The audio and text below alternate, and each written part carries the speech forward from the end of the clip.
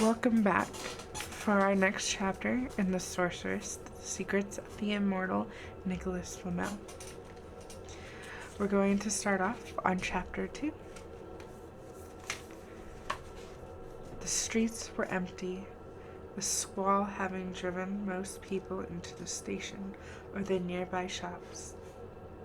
Traffic on Easton Road had ground to a halt, and windshield wipers beat furiously.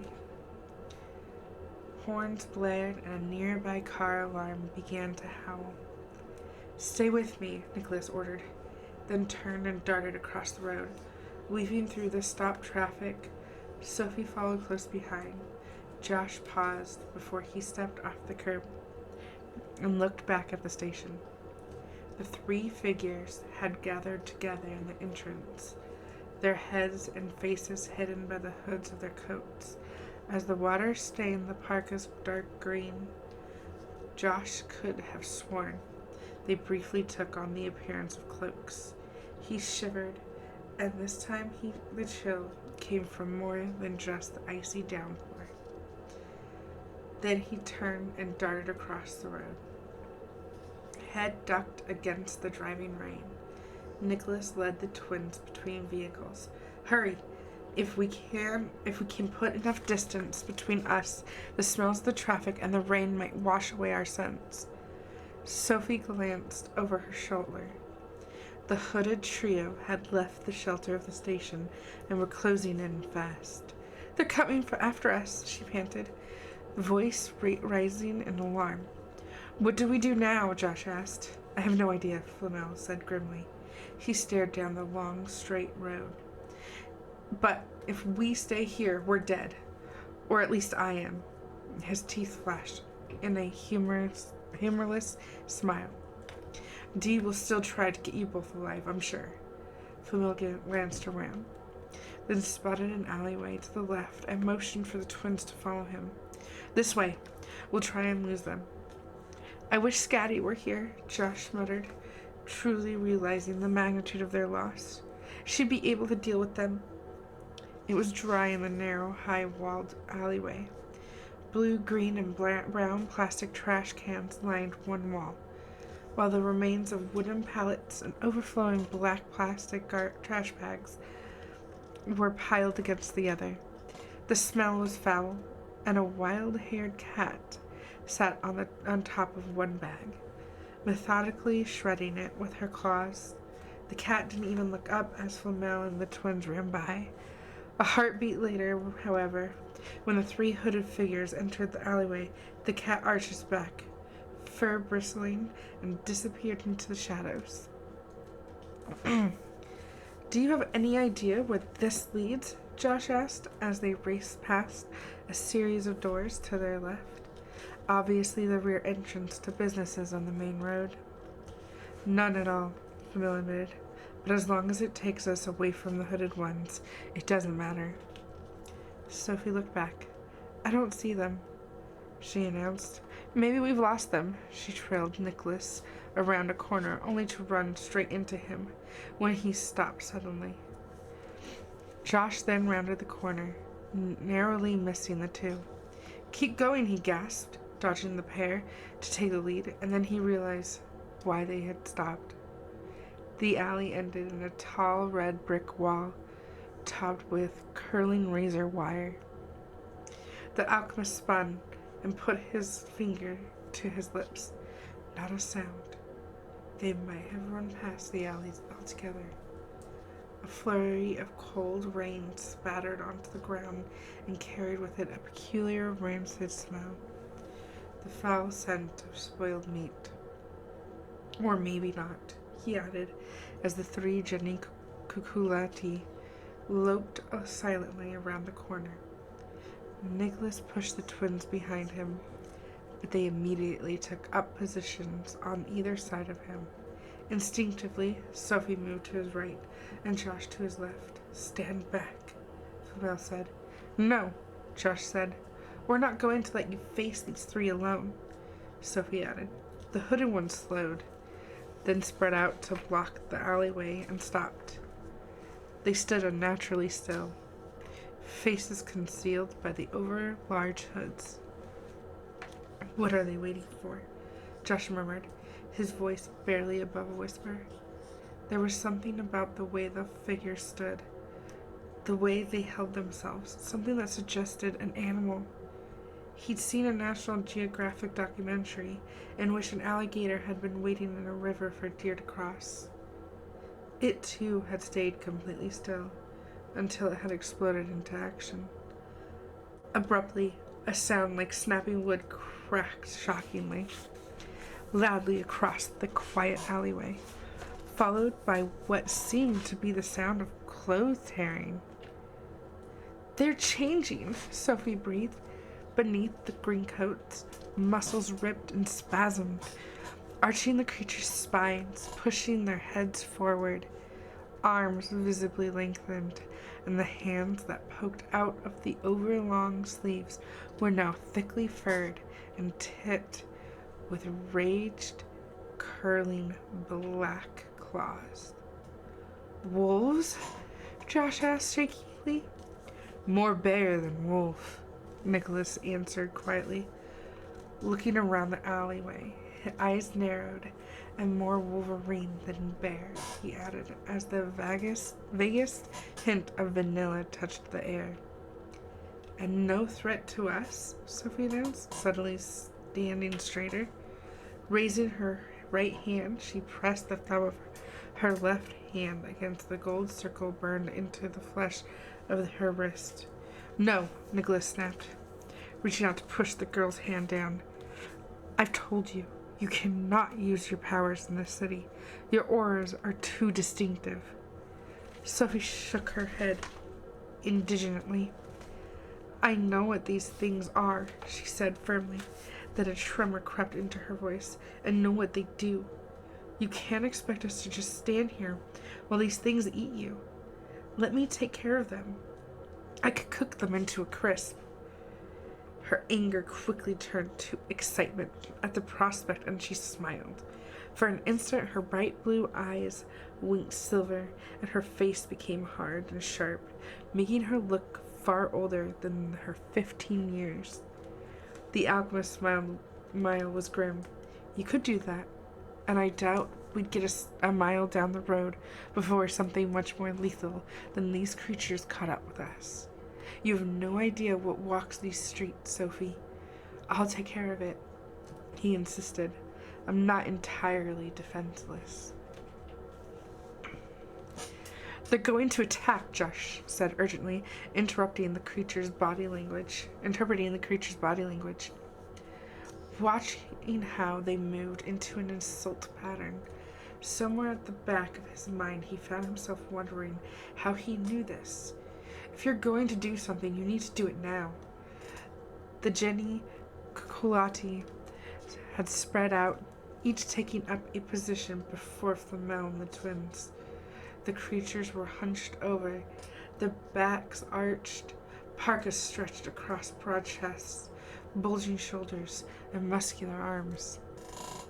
In the shadow of their hoods, blue-black eyes glowed over jagged teeth. They spoke to each other in what sounded like yips and growls. Nicholas pushed up his sleeves of his leather jacket, revealing the silver-linked bracelet and the two frayed, multicolored friendship bracelets he wore around his right wrist. Twisting off one of the simple string bracelets, he rolled it between the palms of his hands, brought it to his lips, and blew on it. Sophie and Josh watched as he tossed the little ball onto the ground in front of the hooded ones. They saw the colored strands fall into a muddy puddle directly in front of the largest of the creatures and braced themselves for an explosion. Even the terrifying creature scrambled back from the tiny pool, claws slipping on the pavement, and nothing happened.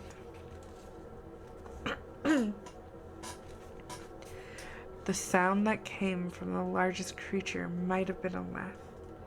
I say we fight," Josh said defiantly, though he was shaken by the alchemist's failure. He'd seen Flamel throw spears of pure energy, He'd watched him create a force out of a wooden floor. He'd been expecting something spectacular. Josh glanced over at his sister and knew that she was thinking exactly the same thing he was. In Flamel's aging and weakened state, his powers were fading. Josh nodded slightly and saw Sophie tip her head in return, then flex her fingers. Nicholas, you saw what we did to the gargoyles, Josh continued, sure of his sisters and his own powers. Together, Sophie and I can stand against anyone and anything. The line between confidence and arrogance is very fine, Josh, Flamel said quietly. And the line between arrogance and stupidity, even finer, Sophie, he added without looking at her. If you use your power, you condemn us to death. Josh shook his head. He was disgusted at Flamel's obvious weakness. Stepping away from the older man, he shrugged off his backpack and tucked it open. Sticking up out of one side of the backpack was a thick cardboard tube, usually used to carry posters and roll maps.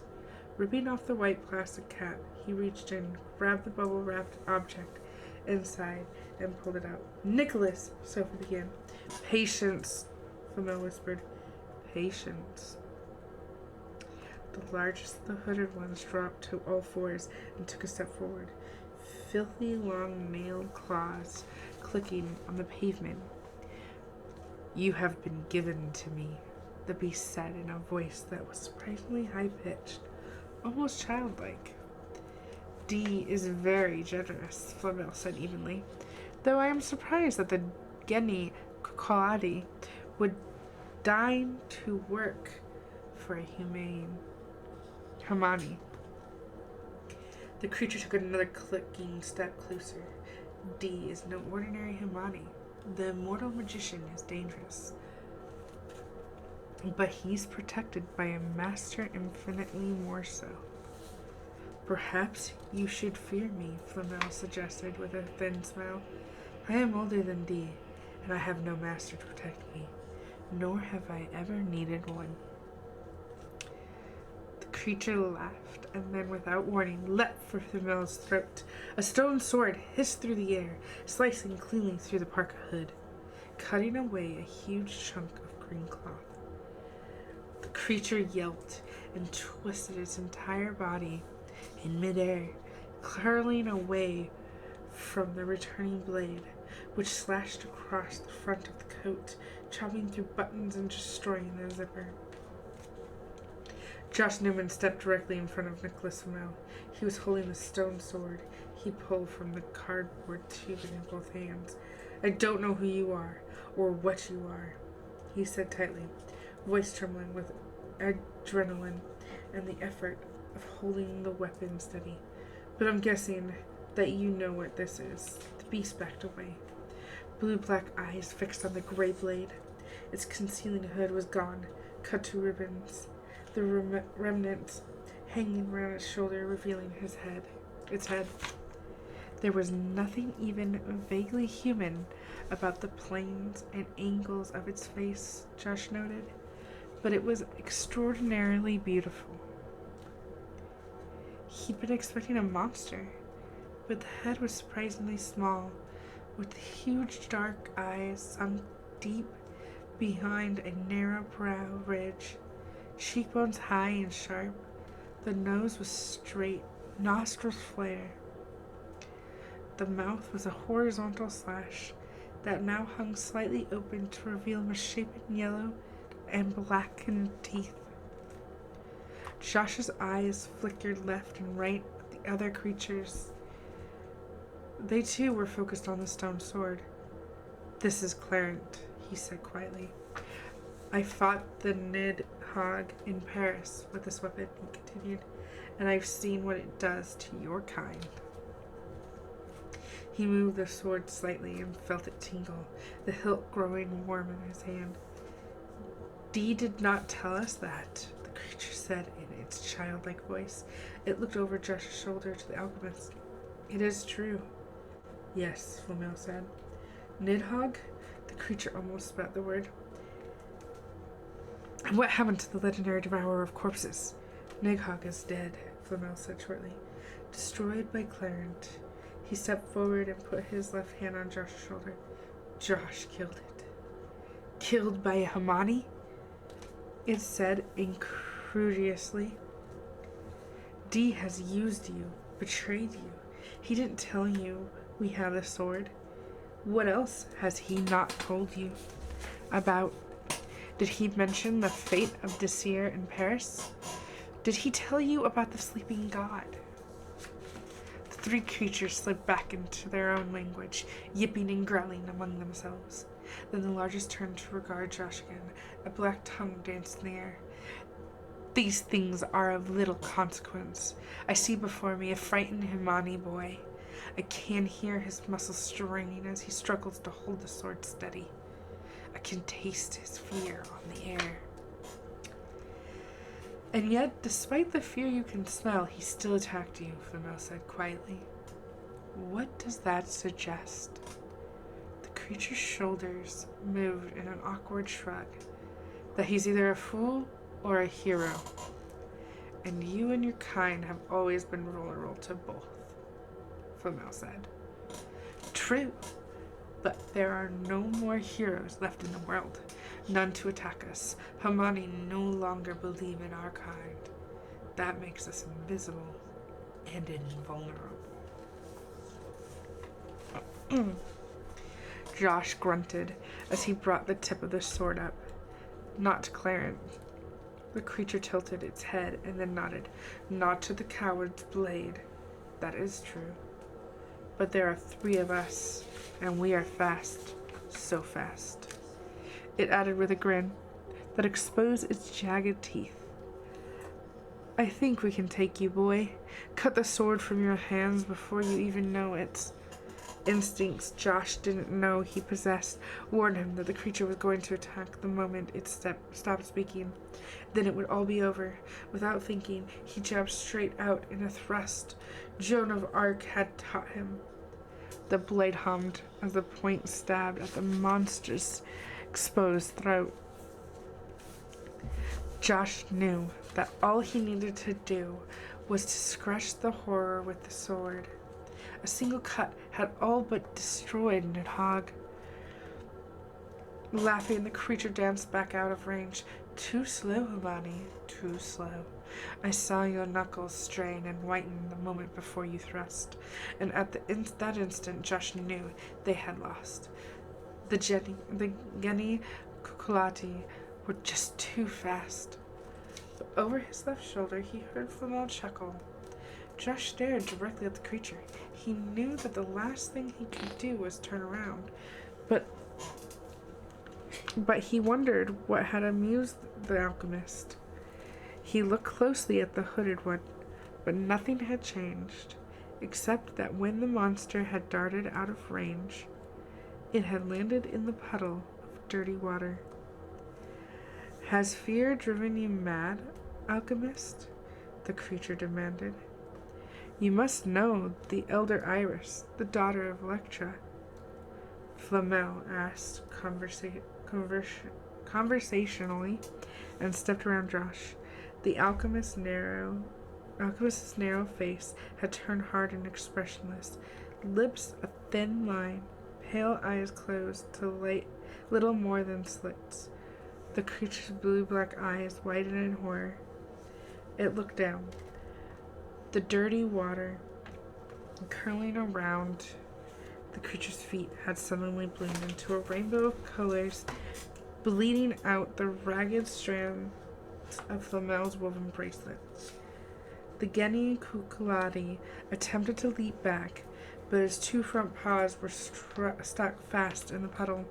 Release me, Hamani, it screeched, its childlike voice filled with terror. The creature frantically tried to push itself free. Digging in with its claws, it tried to get traction, but the tip of one of its rear legs touched the edge of the pool, and it howled once more. It yanked its paw back, and a curling claw ripped off, stuck at the edge of the water.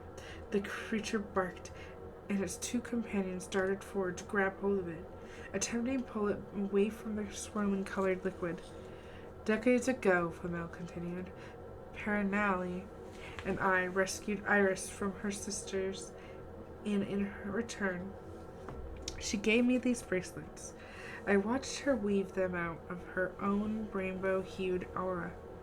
She told me that one day they would bring a little color into my life. Twisting swirls of color began to creep up the Genning Kaladi's leg. Black nails turned green, then red, then filthy purple fur changed to shimmering violet. You will die for this, the creature snarled, its voice even higher, bright blue eyes wide with terror. I'll die someday, Flamel agreed. But not today, and not by your hand. Just you wait till I tell Mother. You do that. There was a pop, like a bubble bursting, and abruptly the rainbow colors raced up the monster's body, bathing it in light. Where the two others held it, the colors spread to the claws and washed up over their skins, turning the green parkas into spectacular multicolored coats. Like oil on water, the colors shifted in mesmerizing patterns, forming new bizarre shades and incandescent hues. The creatures managed a single terrified howl of terror. But their cry was cut short, and they slumped onto the sidewalk in a heap. As they lay unmoving on the ground, the riot of colors quickly flowed out of their flesh, returning their coats to their former drab green. And then their bodies started to change, bones cracking, muscles and sinews reforming. By the time the color had seeped back into the pool, the creatures had resumed their semi-balanced humanity. Rain spattered along the length of the alleyway, and the surface of the multicolored puddle danced and shattered with the drops. For a single instant, a perfect miniature rainbow appeared over it before fading away, leaving the puddle its previous muddy brown. Flamel stooped to pluck the remains of the friendship bracelet from the street. The entwined threads were now off-white, bleached of all color. He straightened and looked back over his shoulder at the twins. Flamel smiled. I'm not quite as helpless as I look. Never underestimate your enemy, he advised. But this victory is yours, Josh. You saved us again. It's becoming quite a habit. Mojai, Paris, and now here. I didn't think, Josh began. You never think, Sophie interrupted, squeezing his arm. You acted, Flamel said. That was enough. Come. Let's get out of here before they're discovered. Aren't they dead? Sophie asked, stepping around the creatures.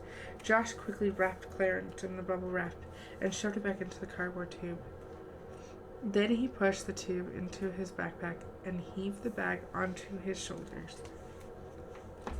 What happened? He asked. That colored water, what was that? A gift from an elder, Flamel explained, hurrying down the alleyway. Iris is called the goddess of the rainbow because of her multicolored aura. She also has access to the shadow realm, waters of the river Styx. He finished triumphantly. And that means, Josh asked. Flamel's grin was savage. The living cannot touch the waters of the Styx. The shock overloads their system and knocks them unconscious. For how long? Sophie asked, glancing back at what looked like a bundle of cloth in the middle of the alleyway. According to the legend, a year and a day. All right, my lovelies, that will lead us to chapter 3 for next time. But for tonight, have a good night, sweet dreams, and we'll see you next time. Bye.